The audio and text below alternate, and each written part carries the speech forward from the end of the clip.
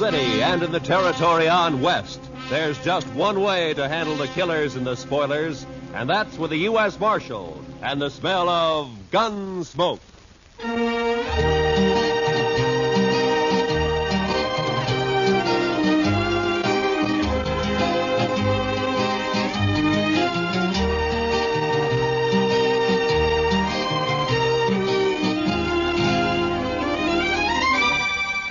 Gunsmoke, starring William Conrad.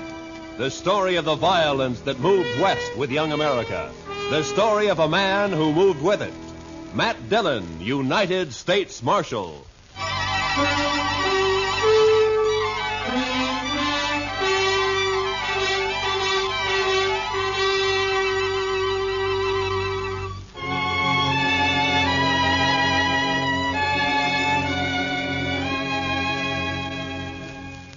It was the dust. The heat was bad enough in Dodge City, but out on the plain, it was the dust. The sun was a burning red-brown chip in the sky, and the sweat on a man never had a chance to drop. It was blotted and dried with dust. Doc, Chester, and I had ridden to old man Gore's place 10 miles out. He'd had some trouble with one of the hands.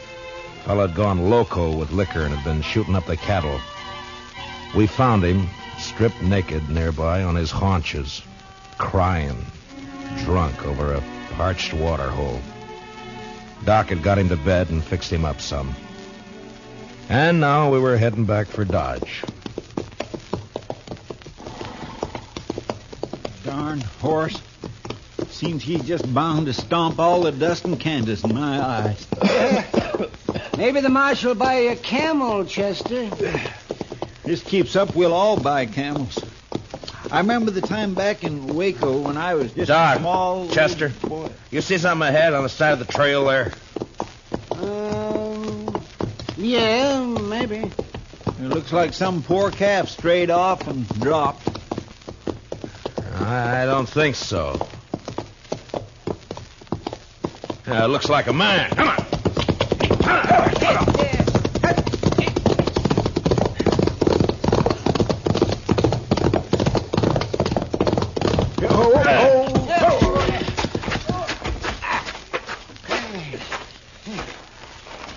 Chester, get the water bag. Yes, sir. Yeah, let me have a look, Marshal. Yeah. Let's see. Heat. Is he all right? Well, depends on how long he's been lying here. Here you are, Mr. Dillon. Open up his shirt, Marshal. Chester, get some of that water on his wrists. All right. It looks like an Easterner, huh? Sure not dressed for this country. Oh, no, that's better. That's better. Try to get a few drops in him. All right. No, not too much, Chester. Not in his nose, Chester, his mouth. Well, my gracious, I'm sorry, Mr. Dillon, but he moved his head. It's not so easy to... Hey, look, he's awake. You're all right, mister. Just take it easy for a bit now. Oh, that this too solid flesh would melt, thaw, and resolve itself into a dew. What did he say? Oh, it's out of his head, Chester. For this relief, much thanks. Forget it. Chester, get around the other side and shade him from the sun. Yes, sir. The sun. I begin to be a-weary of the sun. I don't blame you. What happened? My wagon shed a wheel, I fear, along the high road. I know not where I am. You're about 4 miles out of Dodge City. Kansas. Kansas. I would give all my fame for a pot of ale and safety. We better get him to town quick. He's in a bad way. Still there. You think you can make it on a horse? We'll take him into Dodge.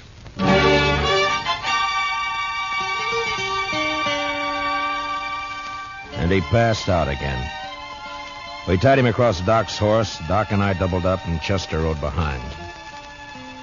The stranger was a tall, skinny man with a face like a friendly mule. Big hands and thin wrists stretched out from his sleeves. He had no papers on him, nothing. And until he woke up, we wouldn't even know his name. Doc settled him down in the back of his place, and he was still asleep when Chester and I rode out to where we figured he'd left his wagon.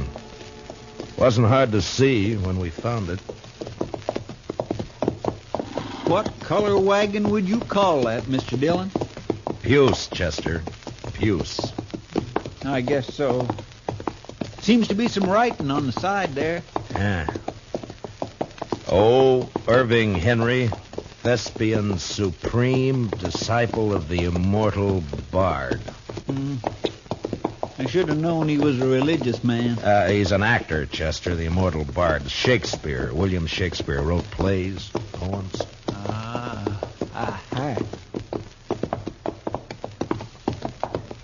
But You think he let the horses go, Mr. Dillon? well, I was wondering that. Seems to me he'd have ridden for help instead of trying to walk. Horses couldn't have got out of the harness themselves.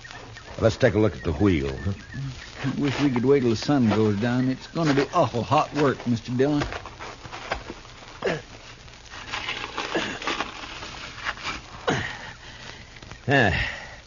It's not too bad. The pin fell out.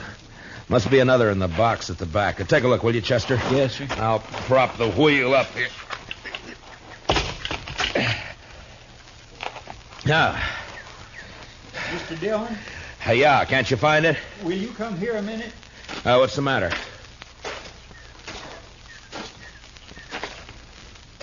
Take a look in there. It took a second or two to get used to the darkness inside the wagon. And then I saw the hand sticking out from behind the trunk. You didn't have to be the doc to know that it was a dead hand. The body was of a man about 40. He was dirty. And in a greasy, torn waistcoat, I found a pocketbook with his name. Sam Matchett. And that was all. Below his left shoulder and his back was a patch of dried blood. And in the middle, a bullet hole. We got the wagon wheel on, hitched up our horses, and drove into Dodge.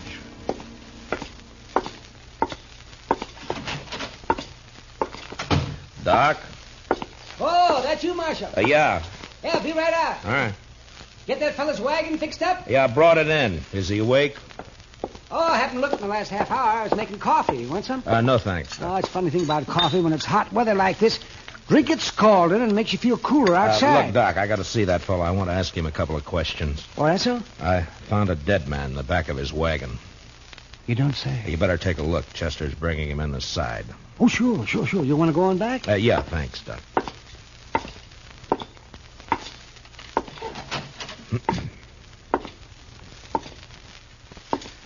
Mr. Henry? Mr. Henry, wake up. Yes, what? Oh. Your name, Irving Henry? Oh, Irving Henry.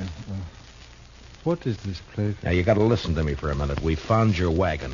Ah, Did you let the horses go before you sat on your own?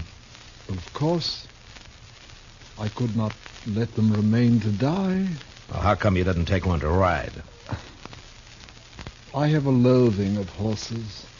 I cannot bear one under my body. There is a carafe of water beside the bed. Would you be good enough, Mr. Dillon, Matt Dillon. I'm the marshal here in Dodge City. Here you are. Oh, my thanks. Now, what were you doing with a dead man in your wagon, Mr. Henry? A dead man? A dead man shot in the back, lying in your wagon. This is very midsummer madness. I won't argue about that, but I'll thank you to answer my question. But it is impossible. It isn't true. I say it is. You lie in your throat if you say that I'm any other than an honest man. Look, mister, I didn't say you weren't honest. You're an actor. And you got a fine way of saying things, but murder's murder. I don't care how you say it. Now, I'm asking questions, and I want straight answers. Your pardon, sir. What you tell me, in truth, if it were played upon a stage, I would condemn it as an improbable fiction. I swear to you, I know nothing of a body. Did you come through Hayes City? Yes. Do you know a man there called Sam Matchett? No. You had no trouble in Hayes City. No. What are you doing in these parts, Mr. Henry? I am touring the provinces. An actor eating the bitter bread of banishment. And my talents are not taken for their worth in the East. And therefore, I bring the immortal bard to the hinterlands. And now, sir, that the interview is ended, pray give me leave to depart. I'm sorry, I can't do that. You'll have to stay until we get this thing cleared up. Mr. Dillon, Doc would like to see you. All right, Chester. Stay here with Mr. Henry, will you? Well, sure, Mr. Dillon, sure. How you feeling by now, Mr. Henry? Would you like some more water? These evil manners live in brass. Doc? Right here, Marshal. Yeah. Fill me cup, father's boy. What was that? What'd you find? Well, there's one thing. This man didn't die right away. I mean, not right when he was shot. Is that so? No. More likely bled to death. Inside. Uh-huh. You think he might have been able to climb up in the wagon after he was shot? He might. There's another thing. Yeah? You see the way he's dressed? Now, you take a look at that. What the... Help! Come on, Doc. Chester. What's the matter with him? Chester. He took my gun when I was pouring him some water, Mr. Dillon. He must have gone through the window, Marshal. I tried to get it back. It went off. Take care of Chester, Doc. I'm going after him.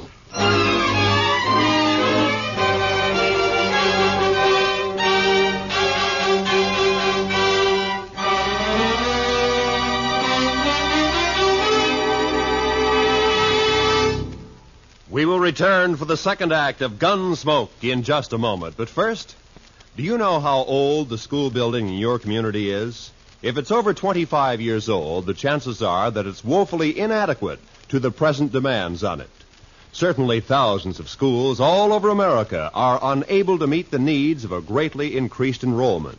And all our school children will suffer unless all of us work actively to improve conditions. Join with the groups in your community working for better school conditions.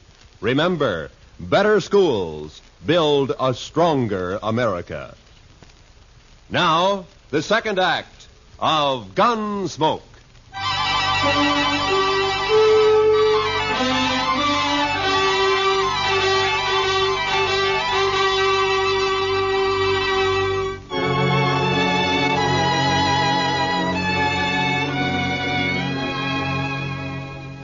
When I went out of there, I didn't know how badly Chester was hurt. There was a lot of blood on his head and over his face. It was nearly dark outside, and the street was empty. It was supper time. I could see the women through the windows getting food ready. The kids were inside, too. Sure looked peaceful. But with Henry out with a gun, well, that wasn't a good thing to have running around loose in Dodge.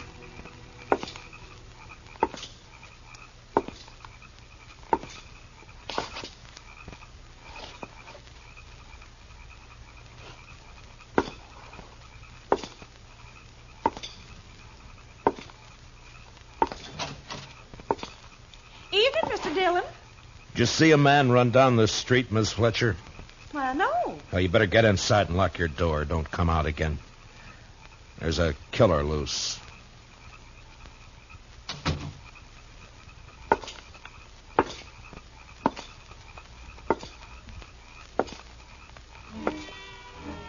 I walked the length of the street, listening, waiting. And when I got to the end, there was nothing. He hadn't taken a horse, I'd have heard that.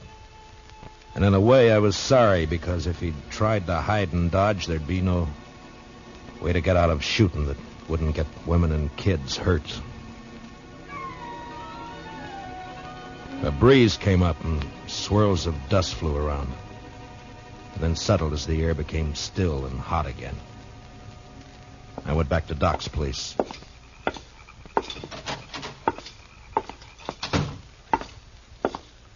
Oh, did you find him, Marshal? No. How's Chester? Oh, I'm fine, Mr. Dillon. Just creased my head. More mess than hurt. Oh, good, Chester. Look, you want to go home or you want to work? I want to work. All right, go down to the office, get yourself another gun, and round up some men, many as you can. As long as Henry stays in town, we're in trouble. Now keep your eyes open. Meet me back here. Yes, sir, Mr. Dillon. Take my gun with you, and if you see him, watch out. All right, now get going. Yes, sir. Now, Doc, I'm going to have to make you a deputy, too. Well, maybe instead of digging out bullets, I'll be putting some in. It's not funny, Doc. Now, come on. All right, we'll start here. I'll take this side, you take the other. Get the men to go through their houses and tell them to look for their horses. Tell them what's happening. By 10 o'clock that night, as far as we could tell, Henry hadn't left town. There were plenty of places for him to hide, though. We had 50 men out searching. Chester and I were working along back of the express office. There were a couple of houses there we hadn't covered. You wouldn't think a man like that'd be a killer, now would you, Mr. Dillon? I never saw a man yet couldn't be, Chester. Depends on your reasons for killing, I guess. Now, let's take a look behind these boxes. Huh?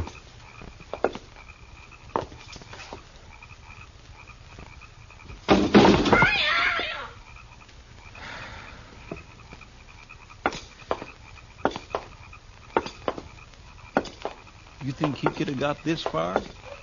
Yeah, he might. A lot of back streets to sneak around in the dark.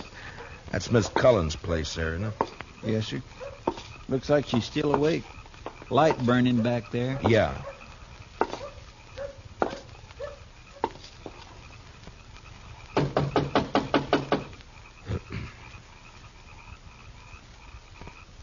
Seem a bit cooler to you tonight, Mr. Dillon? Yeah, a bit.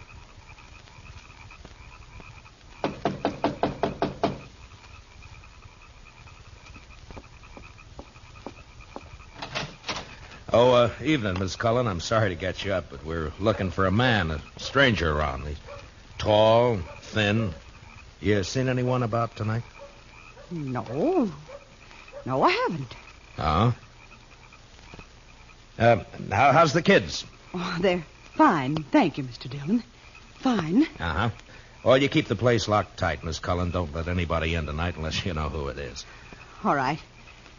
Good night, Mr. Dillon. Good night, ma'am.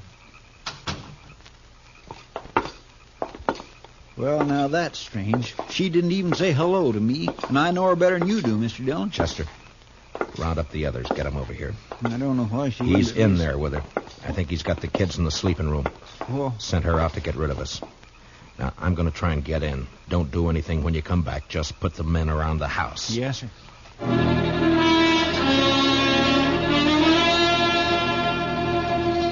I'd seen Miss Cullen make a move with her head, and her eyes said the rest. When I told her to lock up, I shook my head, and I hoped she understood. I wanted that front door to stay open.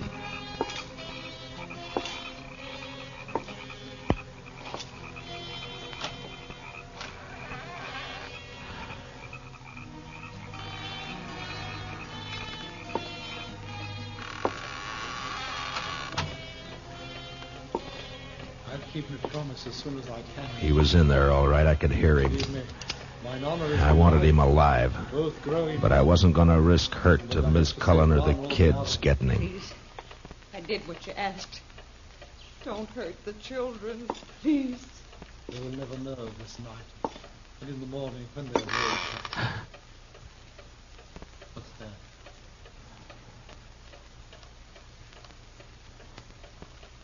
You said you locked the door after you. No, don't. Don't. I shall keep the pistol turned to the girl's head, madam. Someone is here.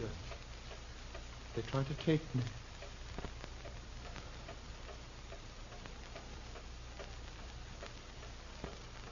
Who is it?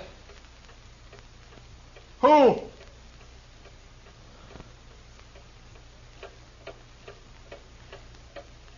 Mr. Dillon, go away. Please. He'll kill us. You lied. You lied. Oh, tiger's heart wrapped in a woman's hide. Listen to me, Marshall Dillon. Throw your pistol in here, and then come in with your hands before you. I have no stomach for child killing, But I will not hesitate to do so.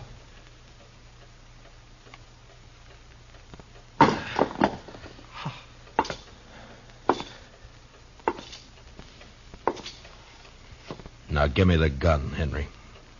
No, You won't be able to get out of this. I must. There is living to be done. You know that fancy talk isn't going to help either. Now, why don't you climb down? What happened to Matchett? Nothing happened to Match. Why'd you kill him? I didn't. In 5 minutes or less, there'll be 50 men or more around here. Now, what are you going to do? I don't know. If you didn't kill Matchett, you'll get a chance. I'll see to that. There's no use going on this way. Give me the gun. I cannot. It is my prop of salvation.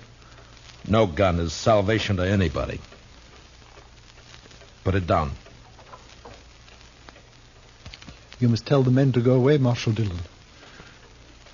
I'll have to take one of these children with me for my protection. No! Shed a tear for me, madam. I have the greater need. You do a lot of talking, mister. I'd like to see you turn the gun away from that kid's head. That'd take more than talk, wouldn't it, though? I have no skill with such a weapon. Why should I match with you? I want to live. You're going about it the wrong way. The smallest worm will turn, being trod upon. Meaning? You gave me no choice when you brought me here. Would have been better to have left me lying in the dust. You don't understand. You don't know. Well, why don't you tell me? What good would it do? It depends.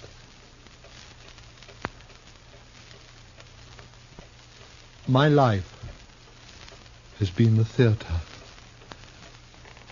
As a boy, I was a student of Shakespeare. You would look at me. Who would accept this face for Hamlet? This ill-shaped body for Romeo? His speech has become my speech, but when the fools only look, they cannot listen for laughing. There have been ugly men before you. It hasn't been cause for murder.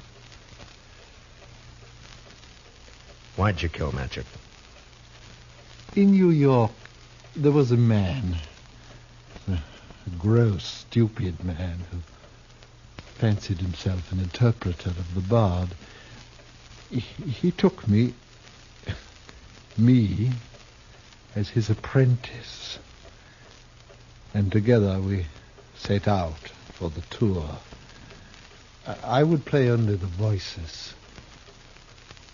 Never Richard, never Henry, never Lear, only the voices. Whilst he, stumbling, drunken, he muddled and tore to a tatter the words that I should have spoken. You killed a man because you wanted to play a hero? How easily murder is discovered. Yeah, sometimes, I guess. It was yesterday. We were leaving Hayes City. We'd played there for 2 days, and it made me a laughing stock. It was night, and he became drunk and threatened to leave me in the next town. I made him stop the wagon, and taking up a pistol, I shot him. He did not die at first, and when I saw what I had done, I wanted him to live. And I put him into the wagon, and I drove on, hoping to find a doctor. Then, as the night passed, I saw that he had died. And I was afraid. The wagon broke down? Yes, I put my purse into his clothes and took his name for mine. How I've hated the name of Sam Matchett. But you wouldn't understand. I wouldn't? Well, what now? I want to live. I want my chance. You've done a murder. I can't let you go. You know that. Don't make it harder. I lost my husband 2 years ago. I know what it is to be alone. You've been alone, haven't you? I'm sorry. But you killed someone. We may pity, though not pardon, dear. I'm going now, Marshal. If you walk out of there with your gun, you're a dead man. Death's a great disguiser. I must have my chance. Don't do it, Matchett. There'll be killing. Madam, forgive me. I would not have harmed your children. Matchett, put down your gun. Let me go my way. Please. There are a lot of men waiting for you out there, Matchett. You know what'll happen if you open the door.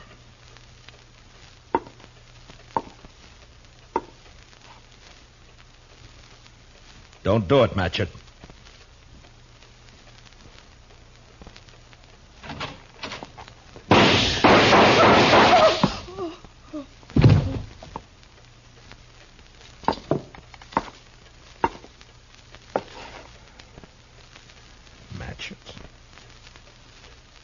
Sleep, perchance to dream. Aye, there's the rub. For in that sleep of death, what dreams may come.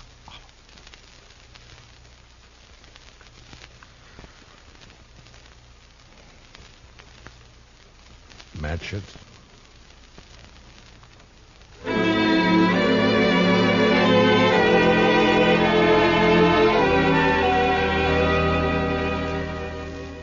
He knew he was going to die. The minute he opened that door, he knew it. And maybe he wanted to, because he fired first, a single shot.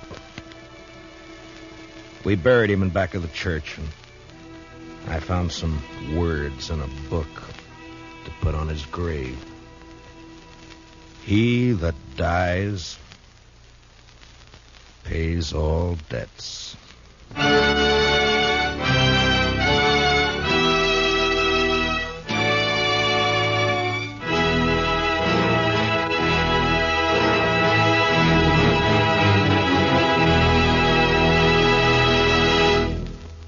Gunsmoke, under the direction of Norman Macdonald, stars William Conrad as Matt Dillon, U.S. Marshal. Tonight's story was specially written for Gunsmoke by Anthony Ellis, with music composed and conducted by Rex Corey.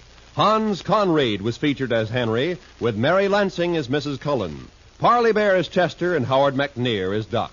Join us again next week as Matt Dillon, U.S. Marshal, fights to bring law and order out of the wild violence of the West in Gunsmoke.